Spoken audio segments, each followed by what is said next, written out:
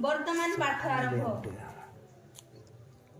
हे भाई माने मु ए पर्यंत ताहा धरि अछि बोली मने करू नाही, किंतु गोटिए विषय मु करू अछि।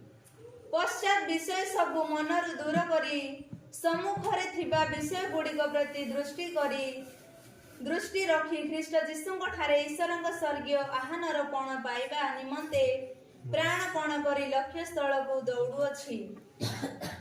अतएव आस आम्भे माने जेते लोक सिद्ध एही परि भाव धारण करू।